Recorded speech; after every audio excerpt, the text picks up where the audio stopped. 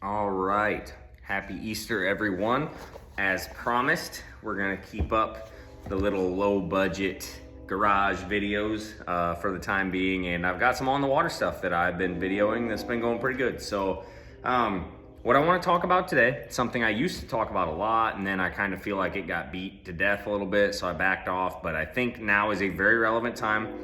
Today's Easter. I was on the water today, and had a really good day, mostly catching them on an A-rig. Now, not like fishing deep, not fishing around balls of bait, stuff like that, but actually catching them shallow around grass.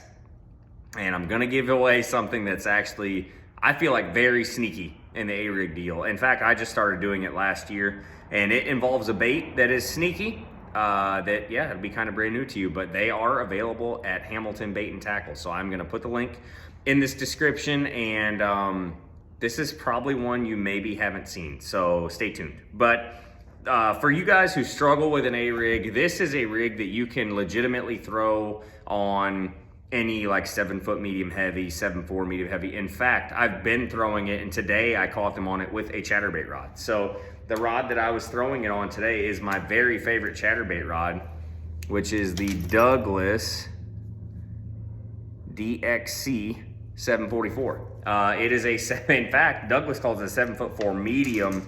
To me, it's definitely a medium heavy, but I was throwing 16-pound line. So honestly, light tackle, tiny little baits, and a sneaky rig known as the stealth rig. So I realize this looks a little funky to you. It's a clear plastic head. It's got fluorocarbon arms. It's unique, but what is really unique about this bait, besides for the visibility, is look how much it can collapse. Okay, see how those baits all pulse? Well, there they got stuck together, but they pulse together and apart really, really well. And that is what I've been doing with this bait that I think makes it special, especially in shallow water and in grass. We're in an odd area where pretty much every one of our fisheries has grass. So, you throw a straight metal wire A-rig, and you hit grass, it'll catch it because it almost acts like a bar, and it catches it. But this can flex and pump and actually shoot out of the grass. And that's how I caught them today. This is the Stealth Lures. I don't even know what it's called, to be honest. I call it the Stealth Rig, but I will put the link in the description. And these heads are 1/8 ounce Bite Me Tackle scopers.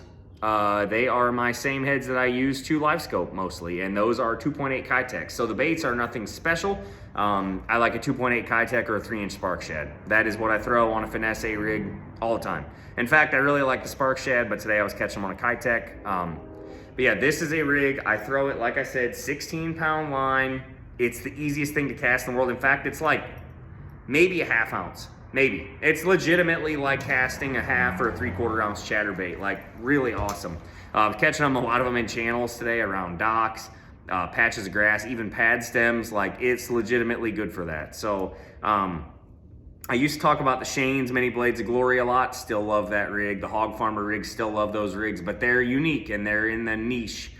But what this is good at is fishing locally. So most times when I'm pulling out a rig these days, on our largemouth waters especially, I'm throwing that Stealth rig, and it catches them. So I'd get on the train now. I will link all this in the description. You guys get on Hamilton, check it out, give it a shot. Let me know how you like it.